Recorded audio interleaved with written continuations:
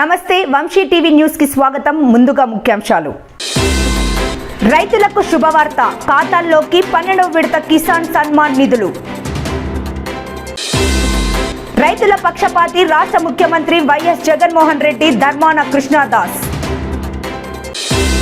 130 mobiles ను cyber IT సిబ్బంది కలిసి రికవరీ చేసినట్లు ఎస్పీ జిఆర్ రాధిక. దీపావళికి ముందే రైతుల ఖాతాల్లో కేంద్రం పీఎం కిసాన్ సన్మాన్ నిధులను విడుదల చేసింది. పీఎం కిసాన్ సన్మాన్ నిధి పథకం కింద 12వ విడత నిధులు విడుదలయ్యాయి. దేశ రాజధానిలో 2 రోజుల పాటు జరగనున్న పీఎం కిసాన్ సమ్మేళన్ 2022 సదస్సును ఇవాళ ప్రధాని మోదీ ప్రారంభించారు. ఈ సమావేశం వేదికగా 12వ విడత కిసాన్ సమ్మాన్ నిధులను ప్రధాని మోదీ విడుదల చేశారు. దేశవ్యాప్తంగా రైతులకు 16,000 కోట్ల విలువైన 12వ విడత నిధులను వారి ఖాతాల్లో జమ చేసినట్లు ప్రధాని మోదీ తెలిపారు. పీఎం కిసాన్ స్కీమ్ కింద కేంద్ర ప్రభుత్వం ఒక్కో రైతుకు ఏటా 6,000 ఆర్థిక సహాయం అందిస్తోంది.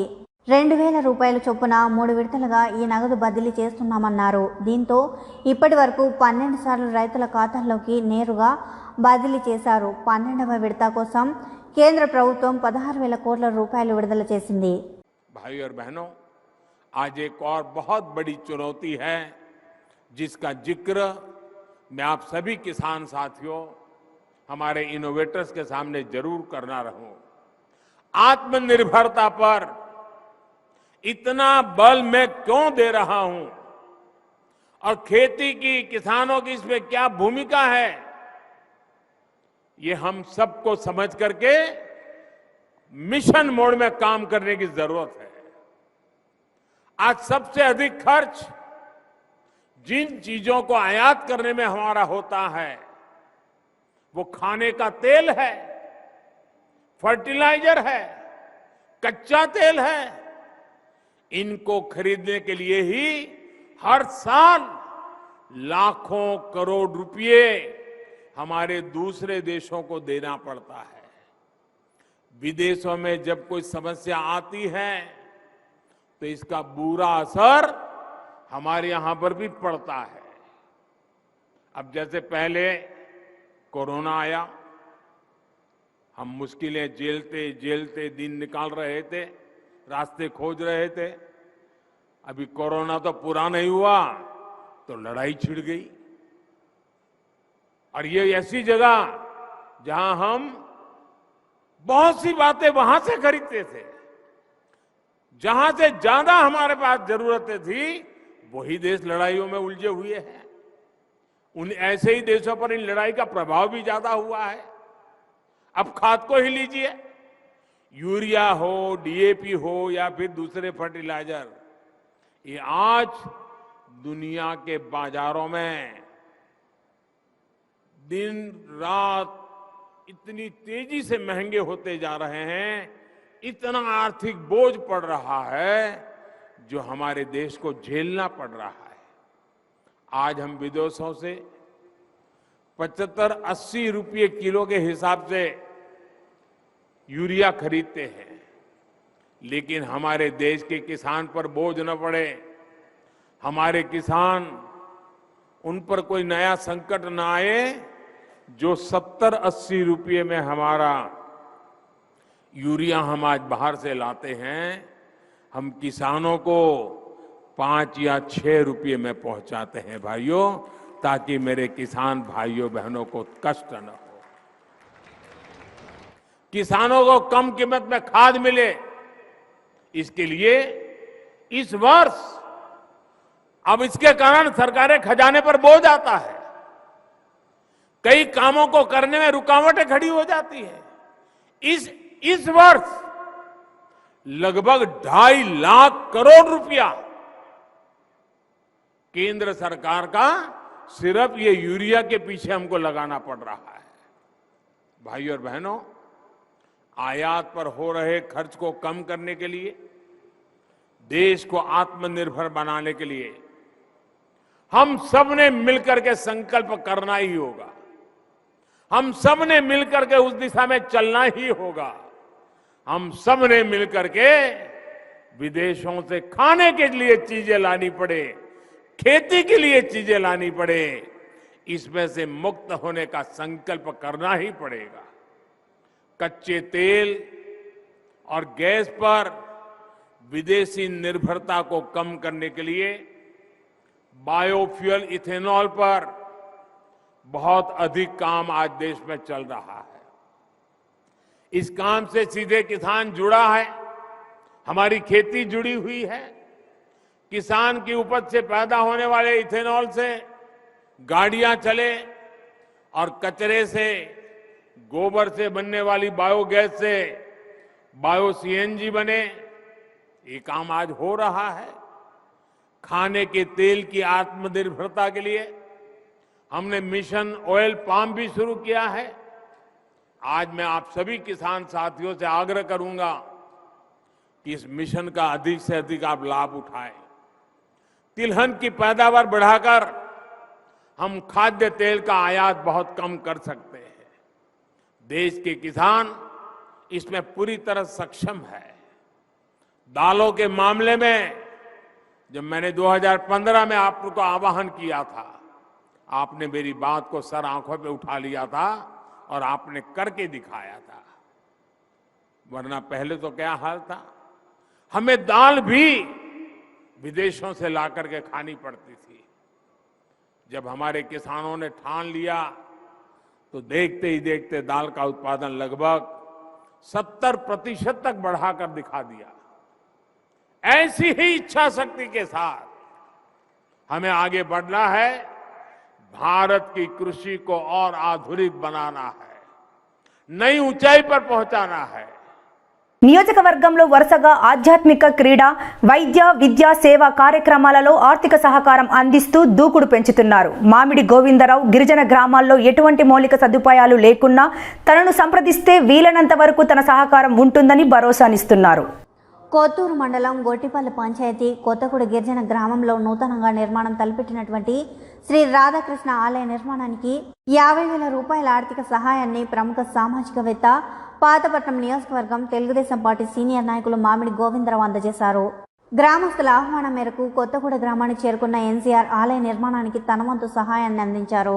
అలాగే గిరిజన గ్రామాలలో ఎటువంటి మౌలిక వసతులు లేకున్నా తనను సంప్రదిస్తే అవకాశం మేర తన వంతు సహకారం ఉంటుందని భరోసా ఇచ్చారు. ఈ కార్యక్రమంలో సర్వ ముఖలింగం మాస్టారు, రమేష్ నాగేశ్వరరావు, వావిలాలపల్లి వెంకటరమణ, ఆరుబోలు దశరథి, పిండి వెంకటరావు, వంబర్వల్లి ప్రతాప్ కుమార్, పిండి వెంకటరావు, ఎన్సీఆర్ యువసేన సభ్యులు తదితరులు పాల్గొన్నారు. ఇప్పటి వరకు జిల్లా పోలీసులకు అందించిన ఫిర్యాదులకు సంబంధించి 12.50 లక్షల విలువైన వివిధ మోడల్స్ కు చెందిన 130 మొబైల్స్ ను సైబర్ ఐటీ సిబ్బంది కలిసి రికవరీ చేసినట్లు ఎస్పీ జిఆర్ రాధిక తెలిపారు. జిల్లా పోలీస్ కార్యాలయంలో నిర్వహించిన విలేకరుల సమావేశంలో ఎస్పీ జిఆర్ రాధిక వివరాలు వెల్లడించారు. దీనికోసం నూతనంగా ఒక యాప్ని అందుబాటులోకి తీసుకొచ్చామన్నారు. జిల్లా IT cell SI Chintada Prasad మార్గనిర్దేశంలో ఎస్ఐ బలివాడ రమేష్ నూతన వెబ్ అప్లికేషన్ను తయారు చేశామన్నారు. నూతనంగా అభివృద్ధి చేసిన లాస్ట్ మొబైల్ ట్రేసింగ్ సిస్టమ్ యాప్లో ఫిర్యాదు చేయడం ద్వారా ఫోన్ పోగొట్టుకున్న బాధితులు పోలీస్ స్టేషన్కు వెళ్లనవసరం లేకుండా ఫోన్ సిస్టమ్ ద్వారా ఫిర్యాదు చేయవచ్చునన్నారు. వారి ఫోన్ స్థితిని కూడా ఇంటి నుంచే తెలుసుకోవచ్చునన్నారు. యాప్ ప్రధాన ఉద్దేశం శ్రీకాకుళం జిల్లా నివాసులకు మాత్రమే ఉన్న చోట నుంచి ఫిర్యాదు చేసే విధంగా ఒక అప్లికేషన్ను రూపొందించామన్నారు. పోగొట్టుకున్న మొబైల్ను సైబర్ ఐటీ సిబ్బందితో కలిసి ఫోన్ ఎక్కడ ఉందో ట్రాక్ చేసి సంబంధిత ఫిర్యాదుదారులకు అందజేసే విధంగా యాప్ రూపొందించినట్టు తెలిపారు. శ్రీకాకుళం జిల్లాలో మొబైల్ ఫోన్స్ పోగొట్టుకున్నటువంటి వాళ్ళు చాలాసార్లు కంప్లైంట్ ఇవ్వడానికి పోలీస్ స్టేషన్ వరకు రావడం ఎందుకు అని కానీ, లేకపోతే వాళ్ళకి ఇంకా టైం లేదని కానీ, కొన్ని సందర్భాల్లో వాళ్ళు ఇవ్వడానికి వచ్చినప్పుడు కూడా వెతుకుదాంలే అనేసి, లేకపోతే అక్కడ ఉన్నటువంటి ఎస్ఐ చూద్దాం ఇంకొన్ని రోజులు అనేసి చెప్పడం, ఇట్లా వాళ్ళ నెగ్లిజెన్స్ కావచ్చు, లేకపోతే వీళ్ళకి టైం కుదరలేదని కావచ్చు, కంప్లైంట్ ఇవ్వడంలో కూడా కొంత డిలే జరుగుతుంది. పోగొట్టుకున్నది మొబైల్ ఫోనే కదా అనేసి దానికోసం ఎఫ్ఐఆర్ ఏమయ్యాలి అనేసి కూడా ఆగిపోతున్నారు. ఇప్పుడు ఎఫ్ఐఆర్తో పని లేకుండా ఎవరైనా సరే మొబైల్ ఫోన్ పోగొట్టుకున్నట్లయితే వాటిని ట్రాక్ బ్యాక్ చేయడం కోసం మనం last mobile tracking online complaint system ఒకటి పెట్టామండి. ఇందులో ఏంటంటే ఎవరైనా సరే చాలా ఈజీగా మన శ్రీకాకుళం police.in వెబ్సైట్కి వెళ్ళినట్లయితే అక్కడ లింక్ ఉంటుందండి. అది ఎనేబుల్ జస్ట్ క్లిక్ చేస్తే అది ఓపెన్ అవుతుంది. దాంట్లో మీకు అక్కడ కనిపిస్తుంది సిస్టంలో చూడొచ్చు కంప్లైనెంట్ నేము, వాళ్ళ ఆధార్ ప్రూఫ్, అదేవిధంగా మొబైల్ ఎప్పుడు పోయింది, ఆ మొబైల్ నంబర్ ఏంటి, దాంట్లో వాళ్ళని కాంటాక్ట్ చేయాలంటే ఆల్టర్నేటివ్ మొబైల్ ఏముంది, ఐఎంఈ నంబరు, వాళ్ళ ఇంటి అడ్రస్. ఇది వీళ్ళు ఏ ఊరికి చెందిన వాళ్ళైతే ఆ ఊరికి సంబంధించి ఆ పోలీస్ స్టేషన్ పరిధికి సంబంధించి అందులో క్లిక్ చేస్తే మొత్తం మీకు డ్రాప్ డౌన్ యాక్షన్ అది మొత్తం కూడా ఉందండి ఆప్షన్. దాంట్లో మీరు ఫిల్ చేసిన తర్వాత మీకు ఒక నంబర్ ఇవ్వబడుతుంది ఎవరైతే పోగొట్టుకున్నారో వాళ్ళకి. ఆ నంబర్ మీద మళ్ళీ వాళ్ళు స్టేటస్ కూడా చూసుకోవచ్చు. అది ట్రాక్ అయిన తర్వాత దాన్ని క్లిక్ చేస్తే అంటే ట్రాక్ అయ్యే వరకు మాత్రము అండర్ ప్రాసెస్ అని వస్తుంది. ఒకవేళ మొబైల్ మనకు దొరికిన వెంటనే వాళ్ళకు ఫోన్ చేసి చెప్పి వాళ్ళకి ఫోన్ అందజేయడం జరుగుతుంది. ఇప్పటి వరకు మనము ఇది సిస్టమ్ డిజైన్ చేసినాక నుంచి ఇప్పటి వరకు 130 మొబైల్స్ మనము ట్రాక్ చేయడం జరిగింది. సో పోలీస్ స్టేషన్కి కూడా రావాల్సిన అవసరం లేకుండానే ఈ వివరాలన్నీ నింపినట్లయితే మొబైల్ ఫోన్ మళ్ళీ మనము ట్రాక్ చేసే అవకాశం మాక్సిమం అది వాళ్ళు మళ్ళీ దాంట్లో ఇంకొక సిమ్ వేసుకొని ఎవరైనా తీసుకున్న వాళ్ళు ఎవరైనా దొంగలించినా లేకపోతే ఎవరికైనా దొరికినా దాంట్లో వాళ్ళు ఇంకొక సిమ్ వేసుకొని వాడుతున్నప్పుడు మాత్రం పక్కాగా మనం అది తెలుసుకునేసి వాళ్ళకు తిరిగి అందజేయడానికి వీలు కల్పిస్తుంది. సో విక్టిమ్స్ ఎవరైనా సరే మొబైల్ ఫోన్ పోగొట్టుకున్నట్లయితే పోలీస్ స్టేషన్ కూడా రావాల్సిన పని లేకుండానే ఇందులో డేటాని నింపినట్లయితే వాళ్ళకి ఈ మొబైల్ మళ్ళీ దొరికినప్పుడు అందజేస్తామండి. ఇది not only Srikakulam district police .in వెబ్సైట్లోనే కాకుండా శ్రీకాకుళం పోలీస్ వాళ్ళ ట్విట్టర్ అకౌంట్లో అదేవిధంగా ఫేస్బుక్ అకౌంట్లో కూడా ఇదే ఆప్షన్ త్వరలో ఎనేబుల్ చేస్తాం. రైతుల పక్షపాతి రాష్ట్ర ముఖ్యమంత్రి వైఎస్ జగన్మోహన్ రెడ్డి అని మాజీ deputy CM Narasannapeta MLA Dharmana Krishnadas అన్నారు. వరుసగా 4వ ఏడాది 2వ విడత రైతుల ఖాతాల్లో నేరుగా నగదు జమ చేసే కార్యక్రమం సోమవారం శ్రీకాకుళం జిల్లా అంబేద్కర్ ఆడిటోరియంలో జరిగింది. ఈ కార్యక్రమానికి ముఖ్య అతిథిగా మాజీ డిప్యూటీ సీఎం నరసన్నపేట సీనియర్ శాసనసభ సభ్యులు ధర్మాన కృష్ణదాస్ పాల్గొన్నారు. ఈ సందర్భంగా ఆయన మాట్లాడుతూ ఏటా 3 విడతల్లో 13,500 రైతు భరోసా సహాయం అందిస్తున్నట్లు తెలిపారు.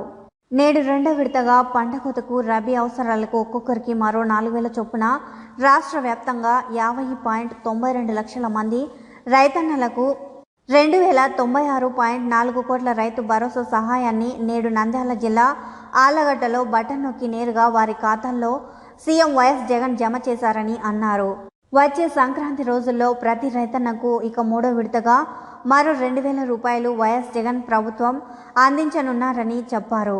ఈ కార్యక్రమంలో జిల్లా collector Srikesh B Lathkar, Pathapatnam MLA Reddy Shanthi, DCCB chairperson Karmi Rajeswararao, Turpu Kapu corporation chairperson Mamidi Srikanth, వ్యవసాయ శాఖ joint collector K Sridhar, agri commission సభ్యులు గొండు రఘురాం, వ్యవసాయ సలహా మండలి సభ్యులు సింహ నేతాజీ, శ్రీకాకుళం జడ్పీటీసీ దివ్య తదితరులు పాల్గొన్నారు. ఆళ్లగడ్డలో రైతు భరోసా పీఎం కిసాన్ రైతు భరోసా కార్యక్రమం యావత్ రాష్ట్రంలో ప్రతి రైతు ఖాతాలో కూడా 4,000 రూపాయలు పడే విధంగా ఈవేళ ఇప్పుడే బటన్ నొక్కి రైతుల అకౌంట్లో అమౌంట్ వేయడం జరిగింది. ఈ ప్రభుత్వం రైతు పక్షపాత ప్రభుత్వం. అన్నింటా రైతుకు మేలు జరగాలి, లాభసాటిగా వ్యవసాయం ఉండాలన్న లక్ష్యంతో రైతు భరోసా కేంద్రాలు పెట్టి రైతులకు శాస్త్ర సాంకేతిక పరిజ్ఞానం అందిస్తూ విత్తనం మొదలుకొని పంట కొనుగోలు వరకు కూడా అన్నింటా రైతుకు అండగా ఉండే ప్రభుత్వం వైఎస్ఆర్ ప్రభుత్వం. ఈనాడు జగన్మోహన్ రెడ్డి గారి ఆలోచన విధానం లాభసాటిగా వ్యవసాయం ఉండాలన్న లక్ష్యంతో మరి భూసార పరీక్షల నుంచి విత్తనం మొదలుకొని అన్ని సౌకర్యాలు కూడా రైతు భరోసా కేంద్రాల ద్వారా రైతులకు సులభతరంగా అందించే మార్గాలను ఈవేళ అన్వేషించి ఆచరించేసే నాయకుడు. అలాగే ఉట్టి మాటలు కాకుండా చేతల్లో అనేక రకాల ప్రయోజనాలు చూపించిన నాయకుడు. మరి పండిన పంట గిట్టుబాటు రాకపోతే ప్రభుత్వమే దాన్ని కొనుగోలు చేసి మరి రైతులకి నష్టం జరగకుండా చూసే అనేక రకాల చర్యలు గత 3 సంవత్సరాలు కూడా తీసుకోవడం జరిగింది. రాబోయే కాలంలో కూడా అన్నింటా రైతుకు అండగా ఉండాలన్న లక్ష్యంతో అడుగులు ముందుకు వేస్తున్నటువంటి గౌరవ ముఖ్యమంత్రి గారి ఆలోచన ఎంతైనా రైతుకు మేలు జరగాలి, ప్రతి ఒక్క రైతు కూడా సంతోషంగా ఉండాలన్న ఆలోచనతో వ్యవసాయం దండగా అనే ముఖ్యమంత్రి ఆనాడు చంద్రబాబు నాయుడు గారు అయితే ఈవేళ వ్యవసాయం పండగ చేయాలి, ప్రతి రైతు ఆర్థికంగా బాగుపడాలి, రైతు కుటుంబాలు సంతోషంగా ఉండాలన్న లక్ష్యంతో ఈవేళ ఈ ప్రభుత్వం అడుగులు వేయడం జరుగుతుంది. విలేకరులు మిత్రులు, ముఖ్యంగా రైతు మిత్రులందరికీ హృదయపూర్వక నమస్కారాలు. ఇది 2వ విడత. ఈ సంవత్సరం మనము ఈ రైతు భరోసా పీఎం కిసాన్ అమౌంట్ ఈ రోజు విడుదల చేయడం జరుగుతుంది. జిల్లా అంతలో కలిపి పిఎం కిసాన్ రైతు భరోసా అమౌంట్ 127 కోట్ల రూపాయలు ఈరోజు ఇవ్వడం జరుగుతుంది. రైతులకి 3 విధాలుగా 3 విడతల్లో, ఫస్ట్ ఖరీఫ్ సీజన్లో ఎప్పుడైతే విత్తనాలు కొనాల్సిన ఉంటుంది, ఎప్పుడైతే సోయింగ్ చేయాల్సి ఉంటుంది అప్పుడు మే నెలలో ఒకసారి. ఇప్పుడు వేరే వేరే స్టేజ్ పరంగా కొంతమంది పంటలు ఇప్పుడు కోసే టైంకి వచ్చి ఉన్నారు, లేకపోతే ఎరువులు పురుగు మందులు వేసే టైంకి ఇప్పుడు అక్టోబర్ నెలలో కొంత రైతులకి తోడుగా ఈ అమౌంట్ 4,000 రూపాయలు ఇవ్వడం జరుగుతుంది. ఇచ్చినటువంటి అగ్రికల్చర్ అధికారులందరికీ, మరి ముఖ్యంగా అగ్రికల్చర్ జేడీ గారు శ్రీధర్ గారికి, అలానే మన ఈ వేదిక పైన ఉన్నటువంటి పెద్దలు గౌరవనీయులు పూజ్యులు ధర్మాన కృష్ణదాస్ అన్నయ్య గారికి, అలానే గౌరవ కలెక్టర్ గారికి, మరి అలానే గౌరవ కరీం రాజేశ్వరరావు గారికి, అలానే గౌరవ రఘురామ్ గారికి, గౌరవ నేతాజీ గారికి, గౌరవ మామిడి శ్రీకాంత్ గారికి, గౌరవ జడ్పీటీసీ గారికి, అలానే ఇక్కడ విచ్చేసినటువంటి గౌరవ ప్రజాప్రతినిధులందరికీ, గౌరవ అధికారులందరికీ, గౌరవ అగ్రికల్చర్ డిపార్ట్మెంట్ సంబంధించిన అధికారులందరికీ, మరి ముఖ్యంగా పాత్రికేయులందరికీ. శ్రీకాకుళం పట్టణంలో ఆవోప ఫంక్షన్ హాల్లో డిప్యూటీ స్పీకర్ గా పదవీ ప్రమాణం చేసిన సందర్భంగా విజయనగర శాసనసభ్యులు, ఉత్తరాంధ్ర ఆర్య వైశ్యుల రాజకీయ నాయకులు కోలగట్ల వీరభద్రస్వామికి సన్మాన కార్యక్రమం శ్రీకాకుళం జిల్లా ఆర్య సంఘం ఆధ్వర్యంలో ఆదివారం సాయంత్రం ఘనంగా జరిగింది. ఈ కార్యక్రమానికి ముఖ్య అతిథులుగా శ్రీకాకుళం శాసనసభ్యులు, ఆంధ్రప్రదేశ్ రాష్ట్ర రెవెన్యూ, స్టాంప్ అండ్ రిజిస్ట్రేషన్ శాఖ మంత్రులు ధర్మాన ప్రసాదరావు హాజరయ్యారు. ముందుగా సుమారు 100 మంది ఆర్యవైశ్య సభ్యులు సింహద్వారం వద్ద శ్రీ కోలగట్ల వీరభద్ర స్వామిని హర్షధ్వానాలతో స్వాగతం పలికారు. అక్కడి నుంచి బైక్ ర్యాలీ ద్వారా చిన్న బజార్లో గల శ్రీ వాసవి కన్యక పరమేశ్వరి దేవస్థానంకు చేరుకొని అమ్మవారి దర్శనము, వేద ఆశీర్వాదము అందజేసి సభ ప్రాంగణంకు చేరుకున్నారు. ఈ సందర్భంగా జరిగిన సన్మాన కార్యక్రమంలో డిప్యూటీ స్పీకర్, రెవెన్యూ మంత్రి ప్రసంగిస్తూ ఒకరితో ఒకరి గల అనుబంధాన్ని పంచుకున్నారు. ఈ కార్యక్రమంలో ఆంధ్రప్రదేశ్ రాష్ట్ర ఆర్యవైశ్య మహాసభ ఉపాధ్యక్షులు తమ్మన భాస్కర్, శ్రీకాకుళం జిల్లా ఆర్యవైశ్య సంఘం గౌరవ అధ్యక్షులు చేబోలు విశ్వేశ్వరరావు, అధ్యక్షులు Mandavilli SS Gupta, Vasavi club international senior vice president పేర్ల మహేష్, వాసవి సేవాదళ్ చైర్మన్ మండవిల్లి రవి, పేర్ల సురేష్, బలభద్రుని సత్య, తమ్మన్న వల్లభ సత్యనారాయణ, శ్రీకాకుళం పట్టణ ఆర్యవైశ్య సంఘం, పట్టణ జిల్లా అవోప, వాసవి క్లబ్, వనితా క్లబ్, శ్రీ వాసవి కన్యక పరమేశ్వరి ఆలయ కమిటీ ఈ సన్మాన కార్యక్రమంలో పాల్గొన్నారు. ఓక్రిడ్జ్ ఇంటర్నేషనల్ స్కూల్ విశాఖపట్నం వారి ఆధ్వర్యంలో నిర్వహించిన సామాజిక బాధ్యత, తల్లిదండ్రుల పాత్ర అనే విషయం గురించి పిల్లలు కౌమార దశలో ఉన్నప్పుడు తల్లిదండ్రులు తీసుకోవాల్సిన ముఖ్యమైన విషయాలు ఏమిటి అనే అంశంపై ఒక సెషన్ను నిర్వహించడం జరిగింది. సోమవారం ఉదయం నగరంలోని స్థానిక ప్రైవేట్ హోటల్లో జరిగిన ఈ కార్యక్రమంలో భాగంగా Oakridge school student counsellor V Keerthana, CBSE senior secondary coordinator Deepthi, టాటా టీన్ అండ్ అడోలసెంట్ మేనేజ్మెంట్పై తల్లిదండ్రులను ఉద్దేశించి ప్రసంగించారు. 1 గంట పాటు జరిగిన ఈ కార్యక్రమానికి శ్రీకాకుళం మరియు చుట్టుపక్కల ప్రాంతాల నుండి తల్లిదండ్రులు తమ పిల్లలతో హాజరయ్యారు. అక్కడ వారు కౌమార దశలో తల్లిదండ్రులు పిల్లల